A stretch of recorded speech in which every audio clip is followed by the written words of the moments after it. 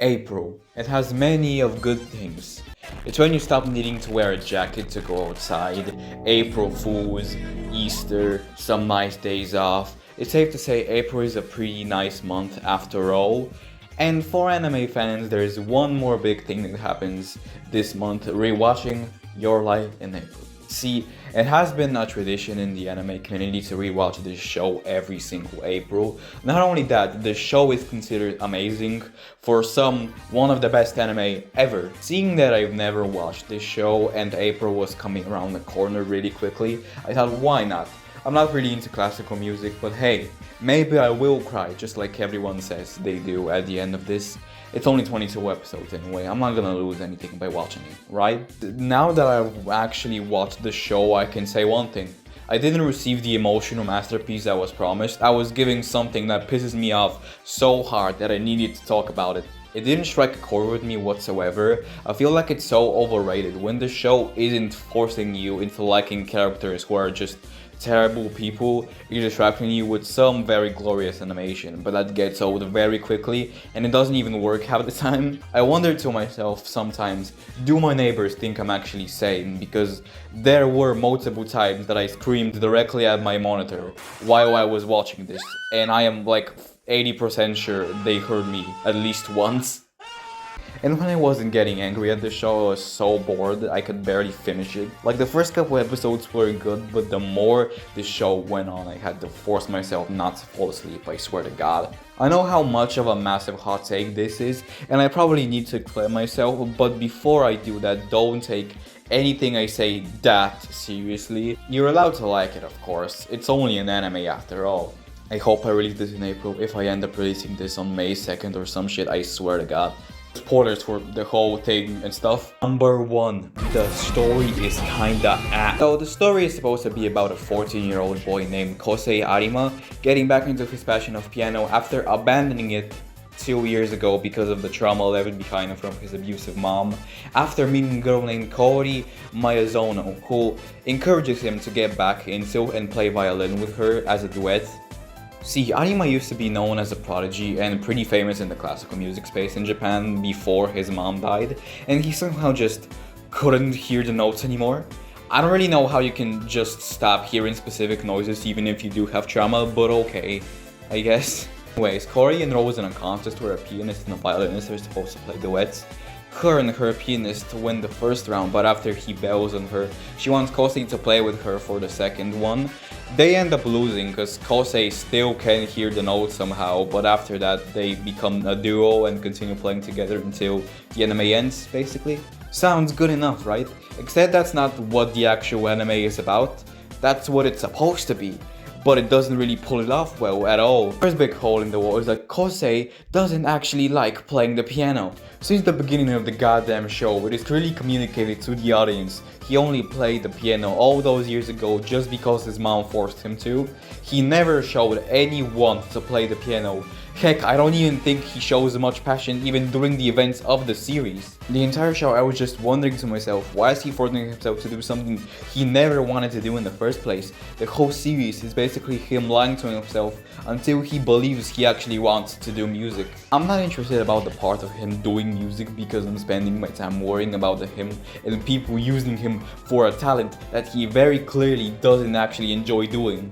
Throughout the whole show, people keep saying this is his passion, and him getting back into the piano is the real him coming back, but this isn't the real him. It's a version of himself that's deluding itself into believing that this is what he wants. And the fact that everyone around him is feeding him the exact same lies is only worse. To me, it's not a really cute but sad love story. It's Kosei developing Stockholm Syndrome to both Kaori and the piano. In general, I just felt bad for the guy because everyone is just a fucking dick to him, and you can tell he very clearly doesn't want to be there. Extending to that, there's so many segments where the show obviously wants you to feel bad, but I just feel very pissed off personally. Like again, Kosei's mom was very abusive, and at some point in the show, Kosei just forgives her, I guess. Like, he just magically forgets about it and he just starts playing the piano good again all of a sudden. I feel like the show did this purely out of convenience because they didn't want to deal with his PTSD anymore, so they just came up with the easiest way for him to get over it, you know? Also tries to make you feel sympathetic over his mom, and the thing is, me personally, I don't care what kind of disease you have or if you have good intentions, beating your kid relentlessly until he bleeds in front of a crowd of people is fucked up. And I'm surprised how Kosei acts like it never happened for basically the second half of the whole series. Not only that, Corey's whole everything sucks. Force you to feel bad for her by putting her in fucking rehabilitation. And to me it feels so cheap by putting the obligatory fun and energetic character on life support.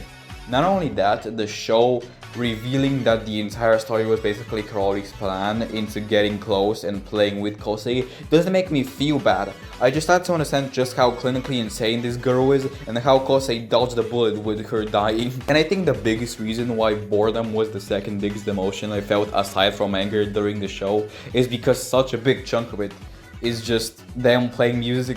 Like, there's literally 1 or 2 episodes where 80% of it is them playing music, and I'm not even counting the episodes where half of it is playing music and the other half is like, oh, if it isn't Blondie, he's one of the greatest young pianists in the whole world. Look at how hard he's pressing his keys.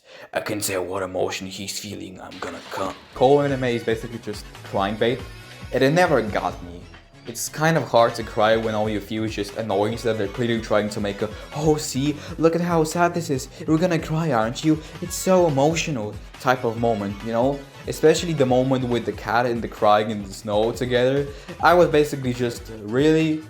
Are you serious right now, man? Like, this is so cheap. Number 2, the characters suck. I already talked a little bit about how much they hate the fucking characters and how much of the series just completely sucks at making you feel sympathetic and to like them in the first place, but I feel like I need to explain the flaws with every single individual character. Ari is kind of a terrible human being. She's supposed to be loved by everyone, but I don't see how that happened because she's just a fucking jerk. I already explained how she wanted to play with Kosei from the beginning and she completely just forces him to do things that he very clearly doesn't want to do. Like, even when she knows that he doesn't want to play the piano, that he's a fucking trauma victim and that he can't hear the fucking notes, she still forces him to do all of this.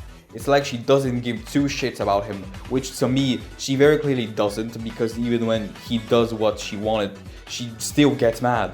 Like, the nerve on this girl to think she can boss around this boy who very clearly has PTSD just boils my blood so much. I'll say, I will beat her up for you, I swear to God. I interpret her medical issues as God giving her a little wave of karma for her to understand that you can't just do that willy-nilly. Next up we got Tsubaki, who aside from being a jerk to Kosei just like every other character sometimes, might be one of the only good things about the show, but I feel like she's very underused. I feel like her feelings to Kosei and her confessing to him should have been more significant, but the show basically forgets about it, which I feel so annoyed over because she is so much better than Kaori and they just have so much more chemistry together. We also got Watsuri, who has literally no personality. I'ma be honest, I can't think of any important character traits this dude has, and the scene of him crying because he let down the football team was just so out of place and more funny than anything, to be honest. Up on a terrible personal list, we got Hiroko, who is the whole reason Kosei even knows how to play the piano, so fuck her, I guess. And there isn't really anything about her that's written poorly, I just don't like people with bossy personalities, but that's a me thing. The rest of the cast are very one note with cool blonde guy, smart quiet girl, I don't even fucking know who this is.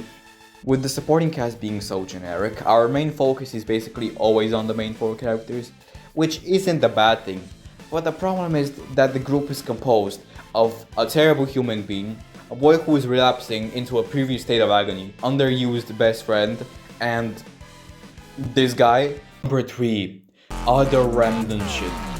Another big thing that really annoys me is just the quick changes in tone. Like, they can be literally crying a river and then be little chibi versions of themselves doing quote-unquote funny stuff 2 seconds later. This really takes me out of the experience and makes it super hard to actually feel sad during the sad moments or get invested in the cool scenes. Personally, the animation is fucking amazing and really nice looking, pretty unique in my opinion, But the few times I think it looks complete monkey doo-doo is when they focus on their hands and you get to see this PS1 AMV looking hand moving and pressing the piano keys. The show came out in 2014 and has no excuse for it looking like this. Not only does it look obvious that it's 3D because it clashes so much with the stellar art of the animators, but they also move kinda weirdly. And if it was absolutely unavoidable for them to look like this, you could always just not focus on his hand. Like, wouldn't that be easier than moving the model of a 3D hand to do literally anything? So I hope you enjoyed me ranting about a show for like 10 minutes. Thank you so much for watching. I don't want to say it because it feels annoying when I say it, but please like and subscribe. Believe in yourself, never give up. Bye bye.